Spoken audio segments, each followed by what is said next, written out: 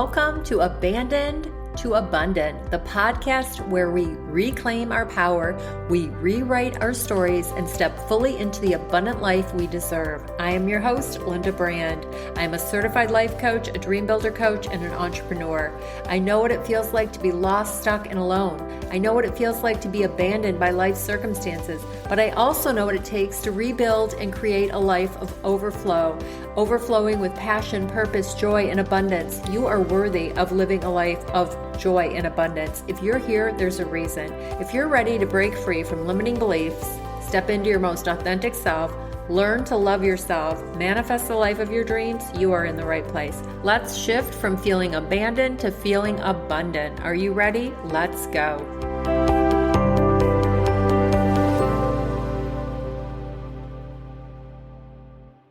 Hello and welcome back to the podcast. Today's guest is super special. I'm super excited for this conversation and to share this amazing young man with you. His name is Lawrence Harris. He is a dynamic youth empowerment speaker dedicated to helping teens and young adults break through limiting beliefs and unlock their full potential. With a compelling personal journey of resilience, he connects with young audiences on a deep level, inspiring them to overcome struggles, embrace self-confidence, and take control of their future. Through impactful speeches and interactive workshops, Lawrence equips students with the mindset and strategies to rise above challenges and achieve lasting success. His message is clear: your past does not define you, and your choices do. Welcome, Lawrence, to the show. Thank you for being here. I'm super excited for this conversation. I appreciate it. I appreciate being here and getting an opportunity to share my message. Absolutely. So you share in your bio that you, as a child, endured abuse, isolation, negative beliefs, and you were convinced that you were worthless. And then you made a life-altering decision to no longer let your circumstances define you. And you realized you couldn't rewrite your past, but you were holding the pen to your future.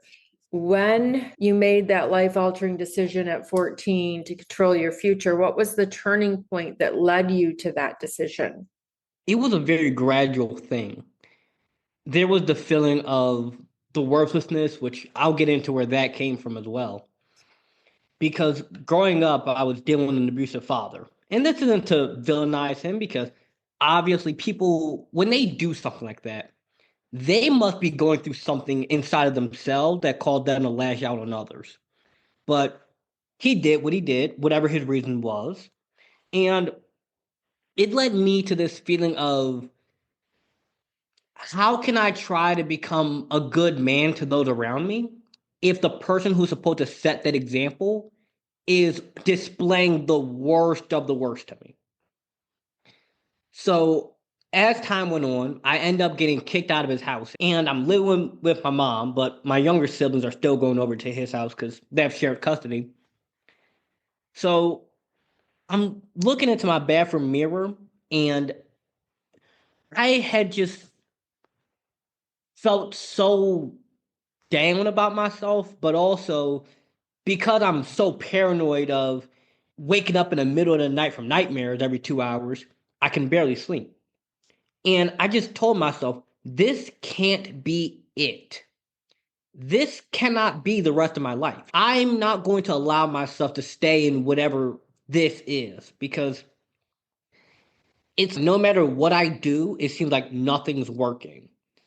I'm trying to calm down. I'm trying to meditate. I'm trying to pray. I'm trying to do all the stuff that people say to do. And it just feels like nothing is working.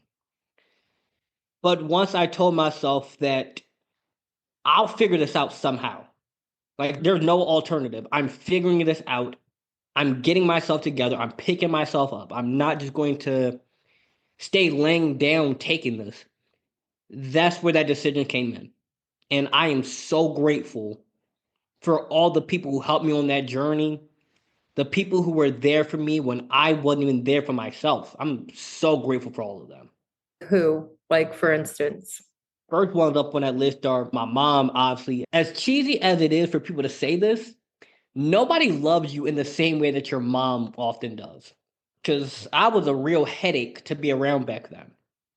Understandably, but In hindsight, I just did not have the emotional maturity to articulate what I was really going through. And because of that, I would lash out at people because I was afraid of letting them get close. I had two therapists. One was named Amy, another one was named Sophie. Both of them were fantastic.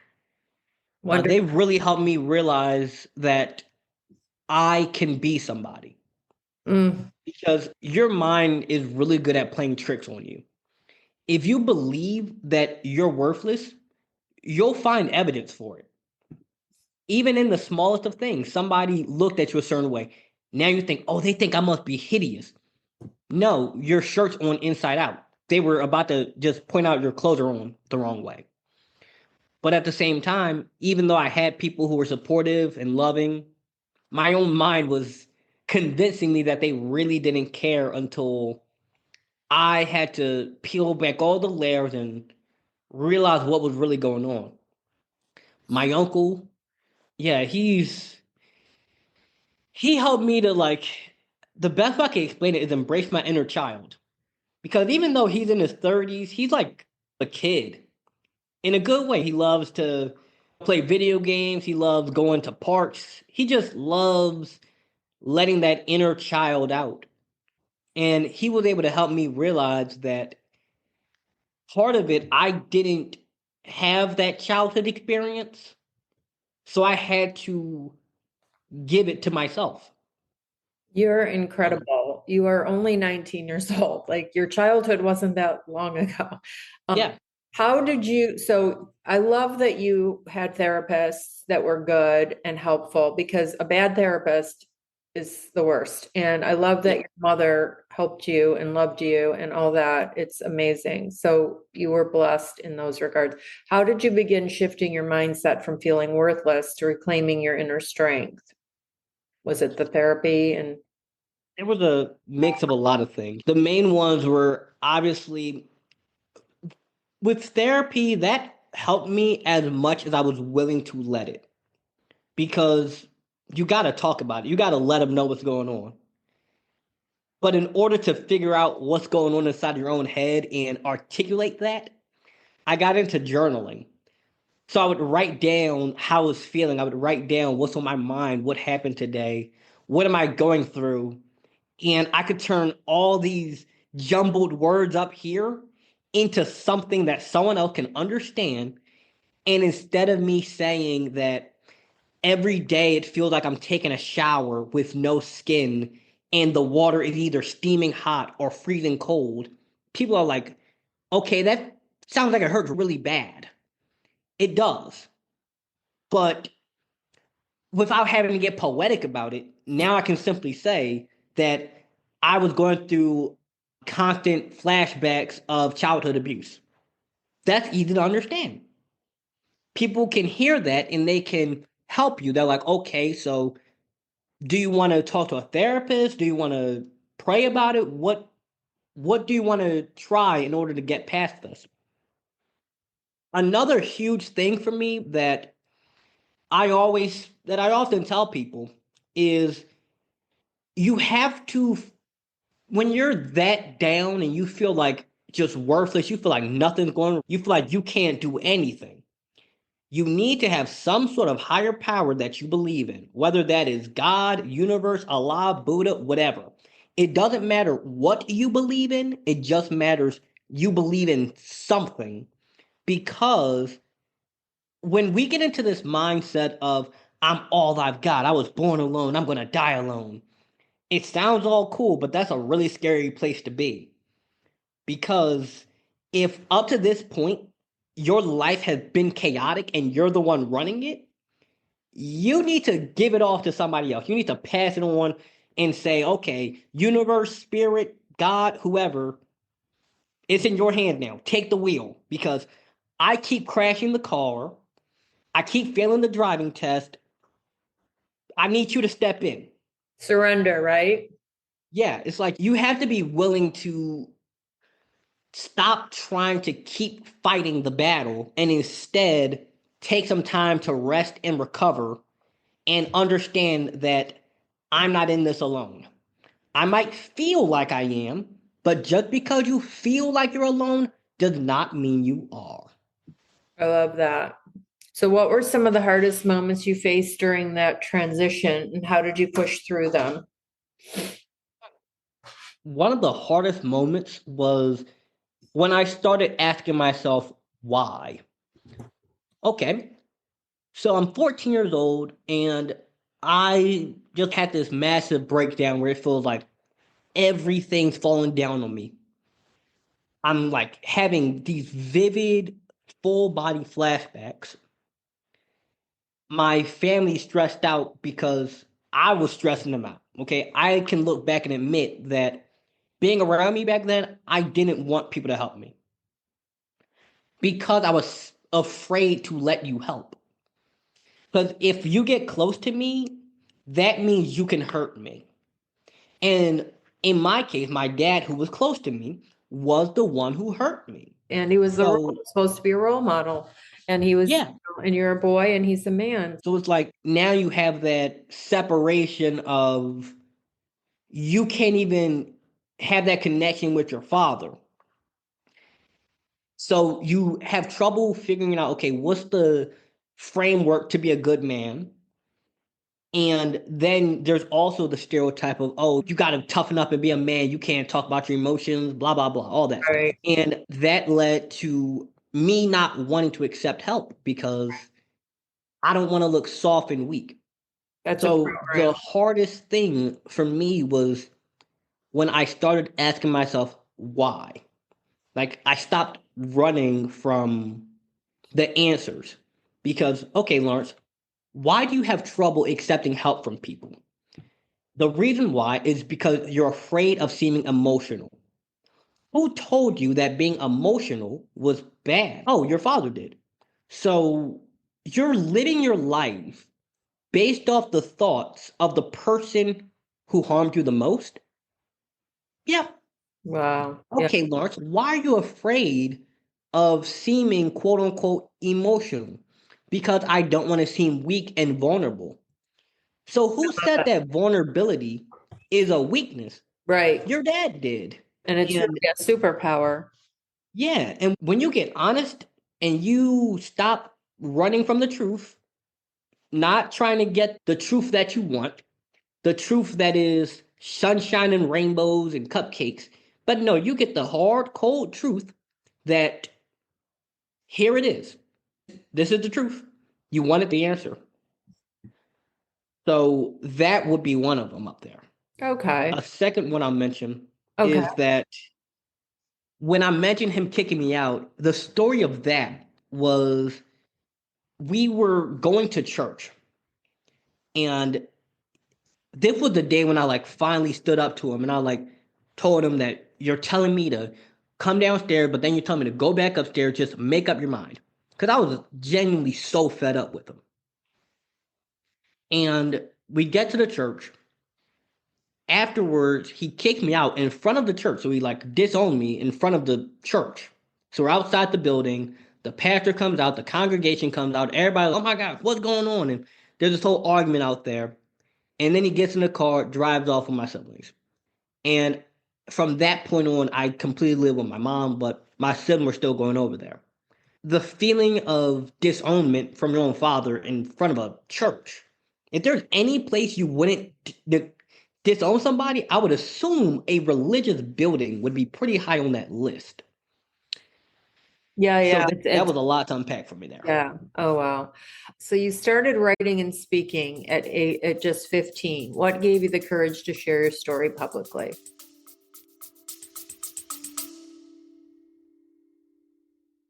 Are you ready to stop wishing and start living your dream life? As a certified dream builder coach, I'm here to help you design a life you absolutely love. In my 12-week Dream Builder coaching program, we go deep into uncovering what truly lights you up, breaking through the fears and limitations holding you back, and taking real inspired action toward your vision. This is more than a program, it's a transformational experience that will shift the way you see yourself, your goals, and your future. If you're ready to create your dream life instead of just dreaming about it, let's make it happen together. The link is in the show notes. You are worthy of your dream. It is possible for you, and I am waiting for you. And there is a special going on right now, so check the link in the show notes, and I would love to see you there. If you have any questions, send me a message. 15 was the point where I describe it like if from 12 to 14, which was the period of the most child abuse that was happening, that would be like I was drowning. And at 15, I finally started to be getting a breath of fresh air. And I realized how good it is to be alive. Yes, we all go through struggle, we all go through pain. And I was still going through my own stuff at that time. But I was able to see that just because the past hurt, that did not mean that it always has to. You can get through it. So I started making YouTube videos just trying to encourage people. Like I would just record myself talking in parks and benches and open fields of grass.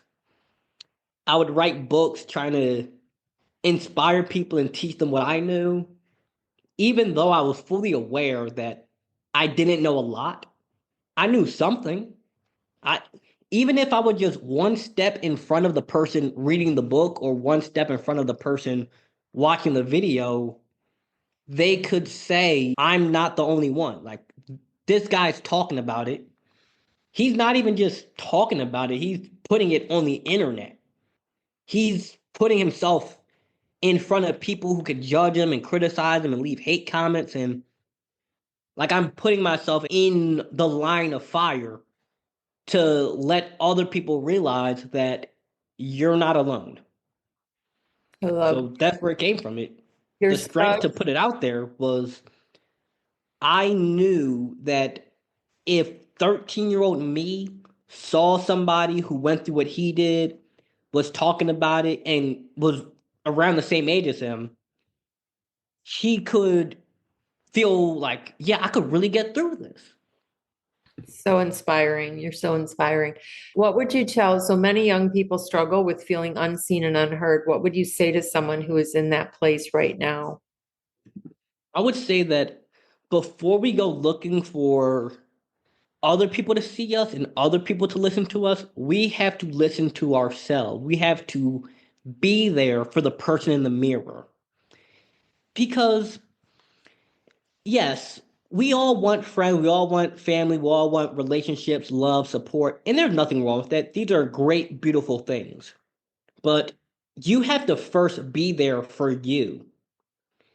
It's if you're chasing external validation to fill a hole inside of yourself, the moment the external is gone, the hole comes back. It just is a pit that sucks it all in there. And you need to add more in order to feel normal.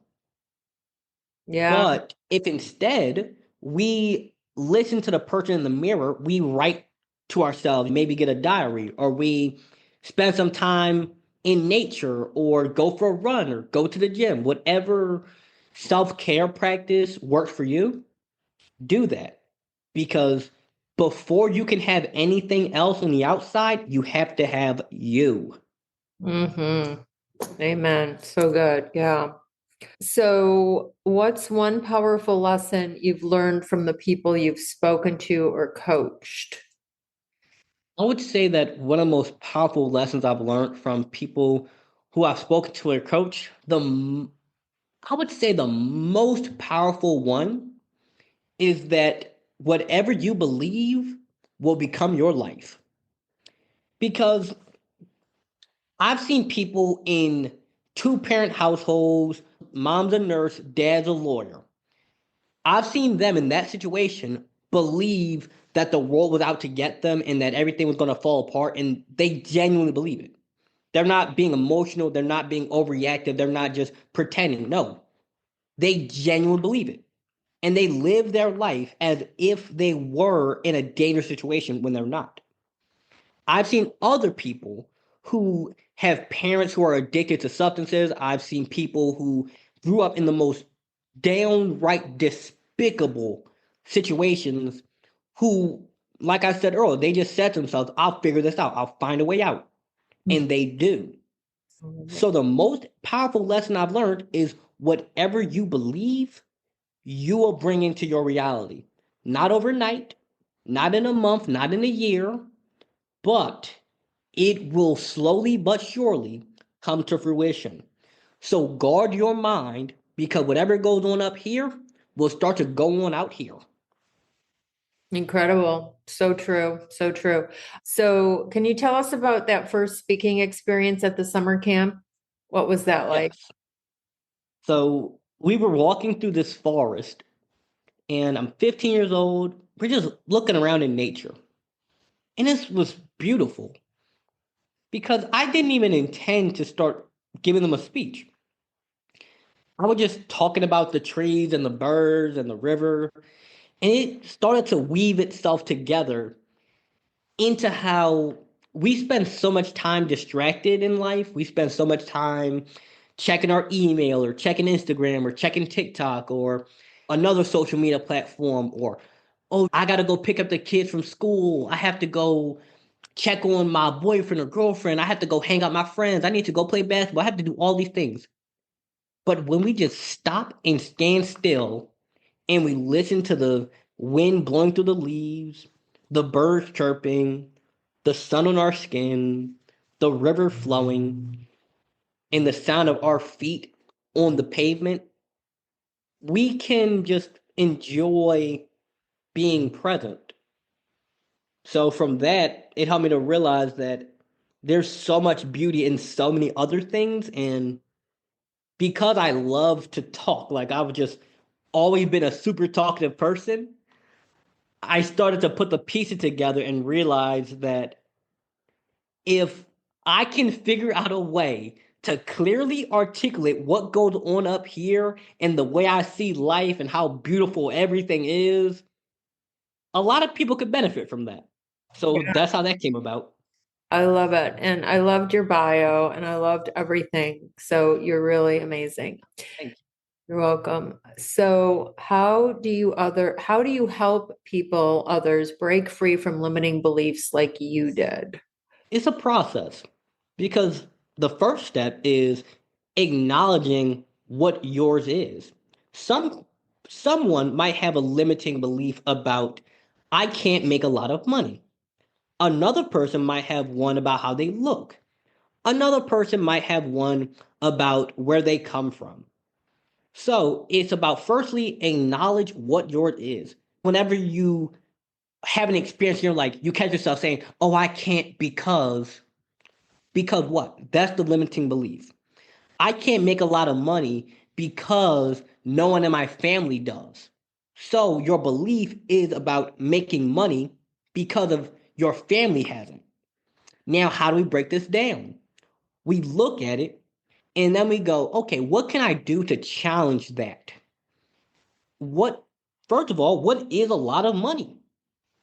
$100,000, $200,000? Everyone's definition of a lot of money is different. So, first, when it comes to specifically, I can't make a lot of money because of something else. What is a lot of money to you? Then, what steps can you take to break that? Maybe it's getting a high paying job. Maybe it's getting into a really high paying career, starting a business, selling a product. There's so many aspects we can take to break a limiting belief because it's a little by little thing. It's not an overnight switch.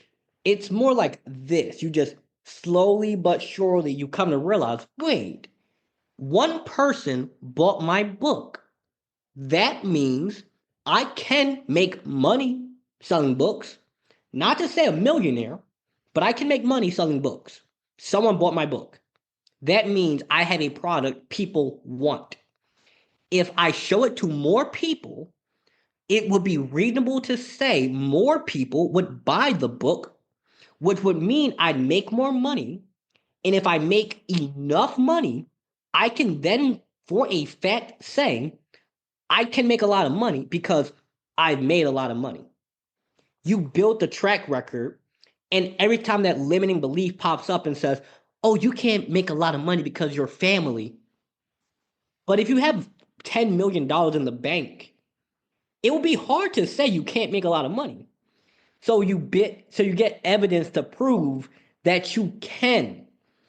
Oh, you can't because of how you look. You know, you're not handsome or you're ugly or you're not pretty enough. Finding other It's people that have. yeah, now that's just about other people's standard. But the other thing is, like, some people in the coaching industry might think, oh, I'm not thin enough to be this health coach or this certain coach. And then there's so much evidence of, look at her making money and this one making money, Yeah, and they're not super thin and they're not super fit. So yeah, it's like you're seeing evidence, proof that is not facts, that is not truths, that's your own belief that you have to change. yeah. One of mine was that when I first got into speaking and coaching, a thought that I had, one of my limiting beliefs was about my age. It was, Lawrence, why in the world would people pay you to come talk and you're at this time 15? Why would they pay a 15-year-old to come and talk? Why would they want to pay you? Why would they want to buy your book? What kind of life advice does a 15-year-old have? And the way I got past it was very simple. I just put stuff out there. Some people found it, they liked it. Even if I got 2 likes on a video, I could say at least 2 people wanted to hear what I got to say. So good. Yeah. And then over time, it led into things like going on to podcast. If I'm on a podcast and the person hosting the show is older than me and they're introducing me as the guest, that must mean I have something worth saying that people want to promote, Yes, which you then do. means that if anything, my age is a benefit Yes, it is. because when I'm speaking to high schoolers and college students, I can say I'm about the same age as you all. So I'm not 50 years old. I think Tony Robbins is like in his 60s now. Yeah, Tony Robbins is really good at what he does. All his props. The man has a crazy amount of experience. But he wasn't a teenager in this generation. So things like social media, online bullying, just things relating to the internet. I'm sure he's aware of it, he knows it, but he hasn't really fully lived the impact of growing up in it, whereas Oh, I have. So, any limiting belief you have, you can reframe and you could say, oh, I can't make money because my family, they didn't make a lot of money. Neither did Jay-Z, neither did Beyonce, Rihanna, Lizzo. Let's think of some other people. Albert Einstein, oh, Nikola Tesla, right, all anybody we could name. right. When you study the wealthiest people, they've had rejection, a lot of them, and they were resilient and they were persistent and consistent, Yes. and they were able Or to. Yeah, it's yeah. incredible. It's Or amazing. even not even just wealth. If we look at people who have any lasting impact on society, so think of activists like Martin Luther King, Malcolm X, Rosa Parks, Fred Hampton. These were people who grew up in a time where walking on the wrong side of the street could get you killed. Or we could look at people like going even further back. Genghis Khan. Whether you like the guy or not, he was a really good emperor.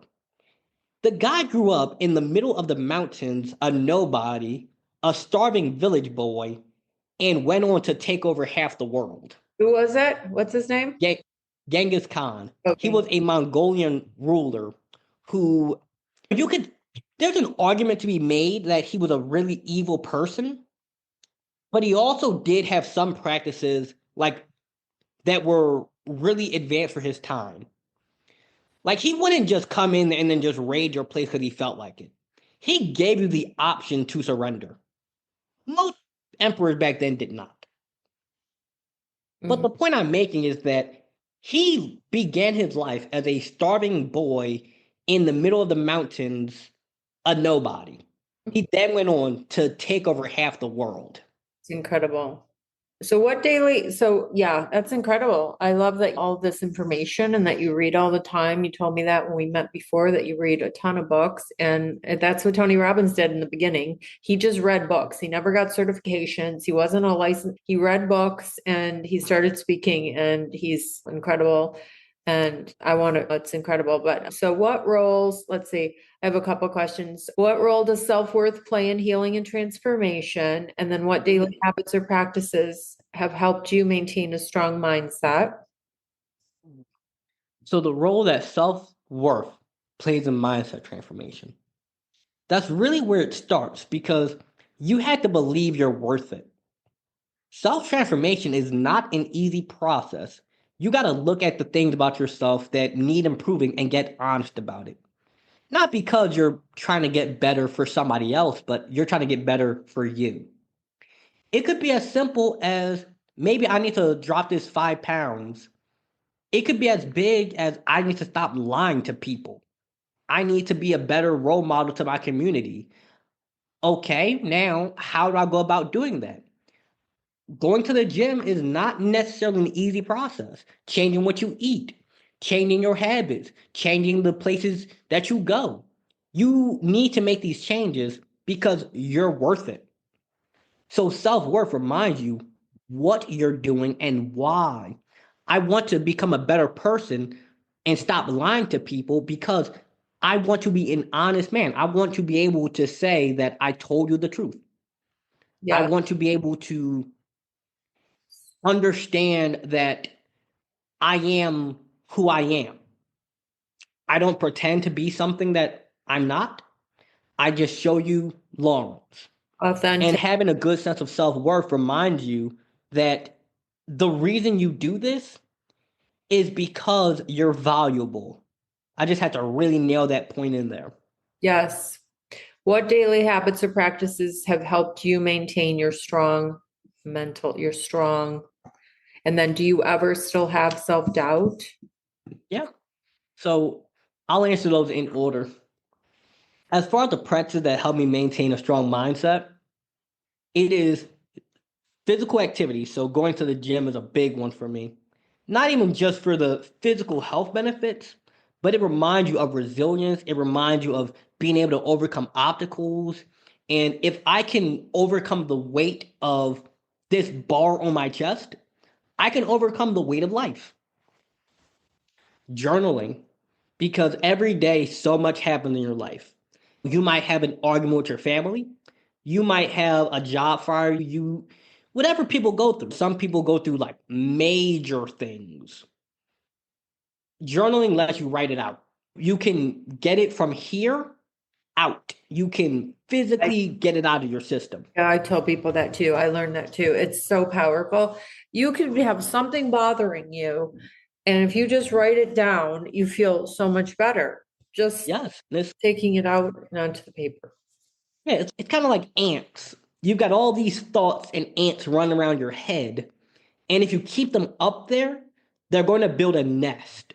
And you're going to have more and more. And when you finally decide to go and exterminate them, it's going to be really challenging.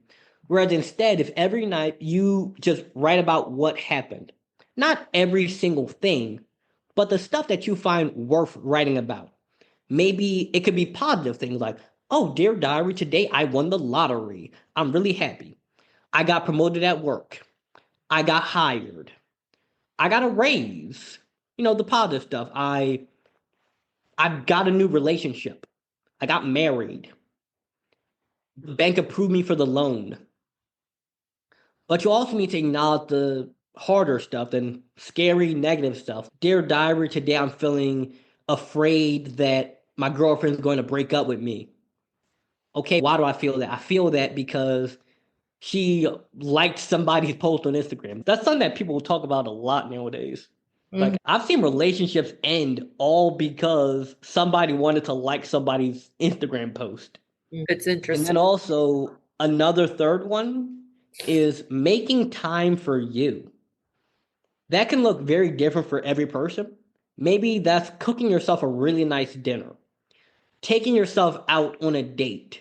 Not a date with somebody else, but treating yourself as how you would a person you're dating. Could Absolutely. be going fishing, it could be just anything that you do by yourself and allow you to reconnect with you. I love it so much. You are so brilliant beyond your, I love Thank you. it. It's true. I study and I've spent $100,000 on coaches and courses and seminars and webinars and retreats and all of it's around self-love, self-healing, taking yourself out, treating yourself, becoming your own best friend, learning to love yourself, right? Learning to accept Yes. yourself. And it's a process, right? It doesn't happen overnight. You're not going to be like, okay, now I like myself. You have to practice a lot of things. So do you personally ever struggle with self-doubt? And if so, how do you overcome it? Just is it Yeah. Honestly, every day I deal with some sort of self-doubt. Like something pops into my head because something that I tell people is that everybody wants the shiny, great stuff. They want the, wow, Lawrence, you're 19 years old and you got your own business and your own little office desk and you got the microphone set up and you're on the stages. Everybody wants that part. But with it come the duality of, man, is this place gonna get back to me? Are they gonna want me?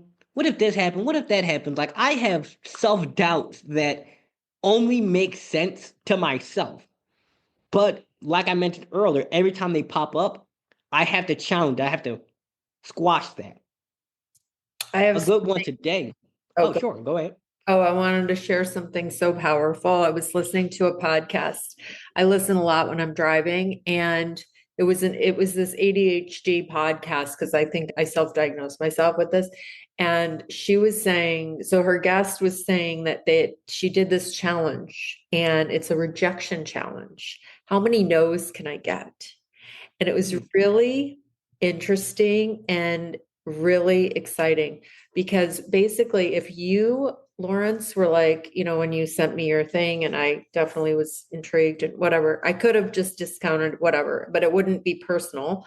But so anyway, if you just say, I'm going to go for no, I'm literally going to see how many rejections I can get, then you're not so disappointed when you get there. yes, Like, okay, there's one. And then it's just a great reframe, right? And then when yeah, the positive comes, you're like, oh, I got one. Because you're yeah. I looking used to for the work back when I was really struggling with like more self-doubt about how am I going to figure out making money. That was one. Before I started my business, the big thing on my mind was okay. I live with my mom, and because of that, I don't have to pay bills or anything crazy.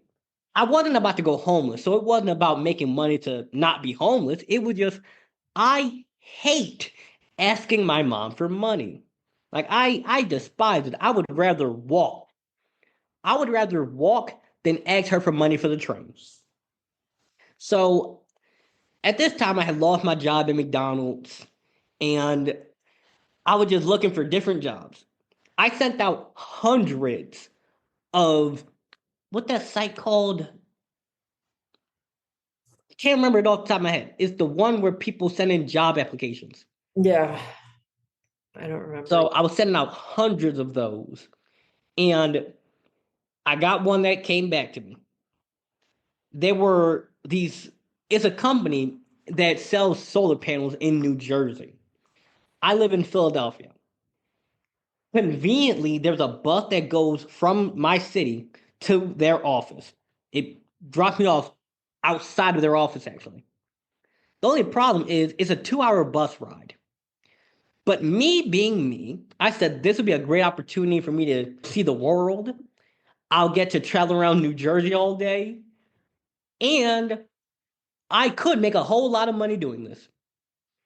The thing is, though, when you knock on somebody's door, they're going to open it up. They don't know who you are. Nobody told them you're coming. They just got out the comfort of their couch to come and see who's at their door. You've got 3 seconds to say something to convince them to not call the cops on you. And I would get doors slammed in my face. I'd have people cursing me out. I've had dogs chase me. I've had it storm on me. There were heat waves. I've been through it all. I actually had the cops called on me like twice. And I had to pay this ticket for it. It was a whole thing.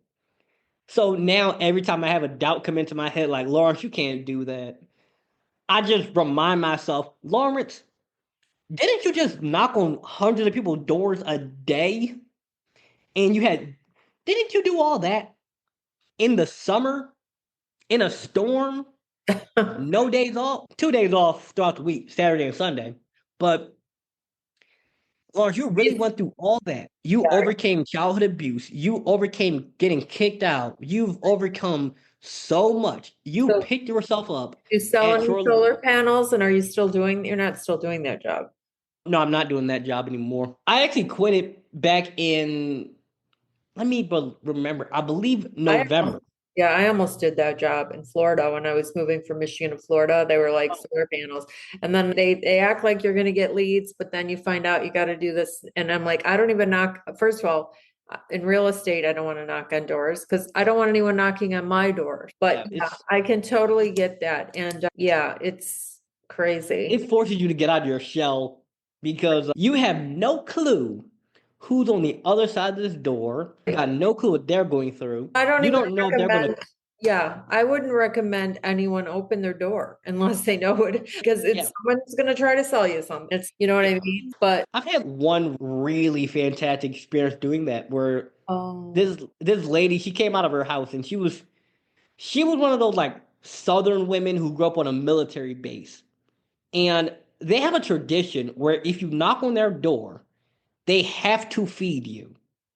It's like it's just I don't know how to explain it, but it is something that they take so incredibly serious. So I knocked on her door. I'm trying to explain everything to her.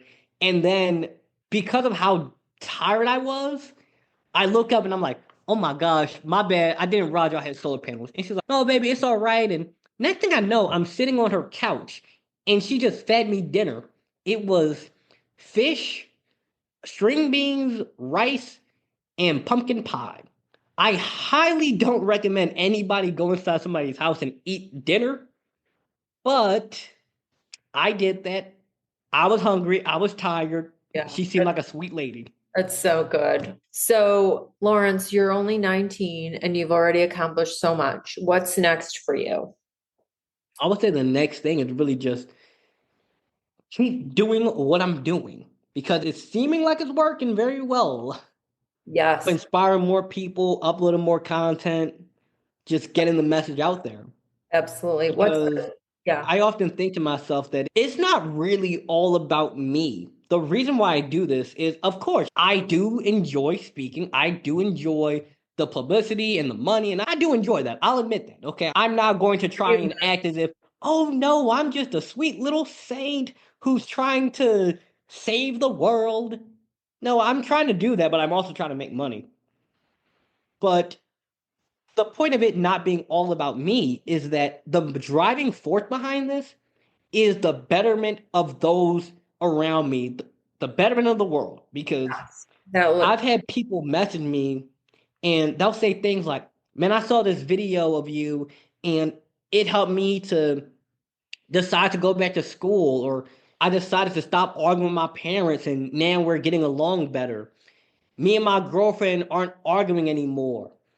I was able to put down the bottle because of you. Man, just keep going. You're inspiring me. One of the craziest things that had happened was somebody messaged me that they saw a video of me and it made them laugh. And they saw at a moment where they were about to jump. mm, And had that video not been uploaded right then and there, and they saw it right then and there, they would have jumped. they would have killed them. Yeah. So Oh, I've unknowingly prevented so many people from killing themselves.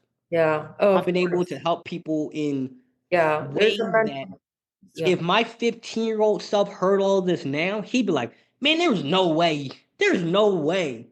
Yeah, people are going to the video, but messages like that? Oh, that's huge. No, you're doing amazing work. It's so needed. It's so needed. There's a mental health crisis here.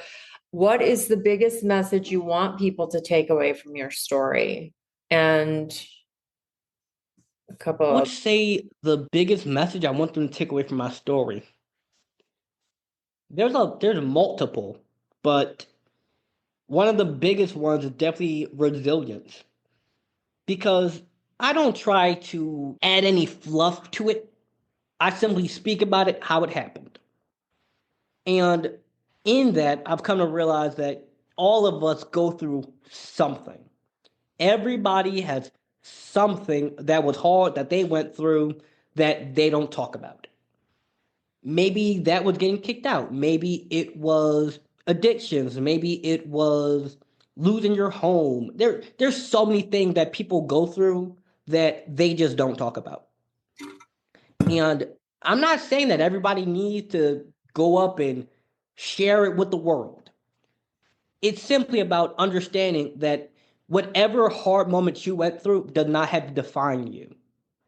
I've met people who used to be gang members and they were like actually shooting and killing people and went to prison, and then they came out and they decided to open up a church because they realized that my path did not have to define me.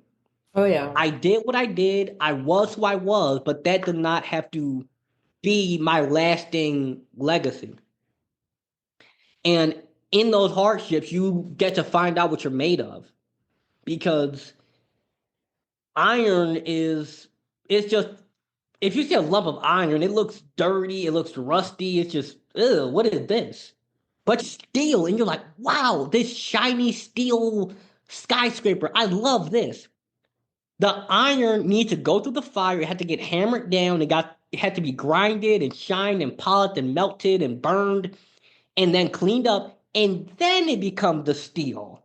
So whenever you're going through a hard time, whenever you're just need to be reminded about being resilient, just remind yourself that hard times are where you build your strength. Nobody builds muscle without lifting the weights.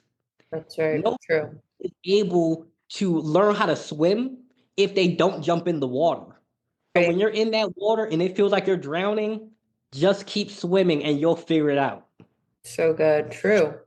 If you could go back and speak to your younger self, what would you tell him? Ooh, there's a lot of things I could tell my younger self. Probably, you got this. Don't give up. And you have no idea what's in store for the better and for the worse. Because every time when my younger self would think, oh my God, this is as bad as it can get, it got worse. And then it got worse. And then it got worse. But eventually it got a little bit better and a little bit better and a little bit better. And now I stand here today. That process of when it first started to now was 7 years.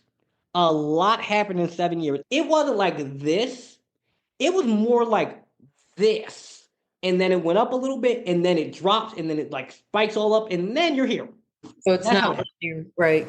Yeah. So Incredible. just keep going. Don't give up. You got this.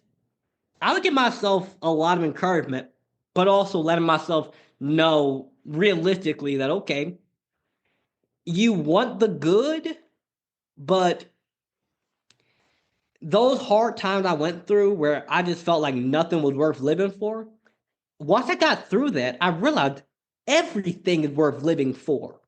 Like, I look at the sky and I'm just like, wow, that is a cloud.